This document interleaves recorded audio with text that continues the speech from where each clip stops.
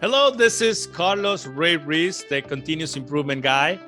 And in this short video, I want to talk to you about why it is so important for organization to embrace a culture of continuous improvement. And let me just start by saying that from what I've seen in the last many years of doing continuous improvement is that many organizations have big ambitions in terms of the changes and the transformation they want to bring.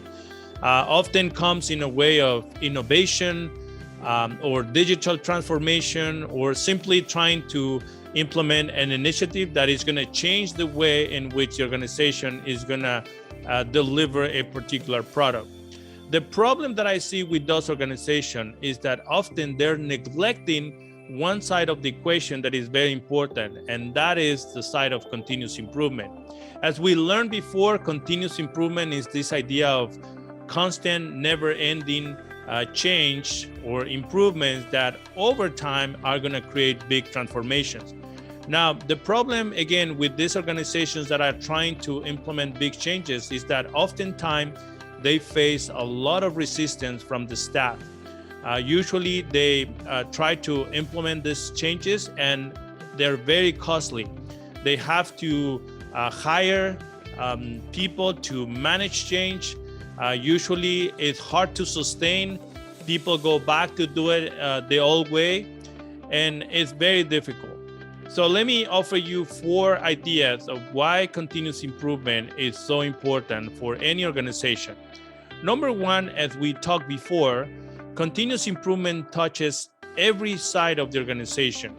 So that is going to translate in improvements in policies, improvements in procedures, processes, systems, and that is going to help us create a common language of change. Everybody is going to be able to speak the same language when it comes to improvements and change.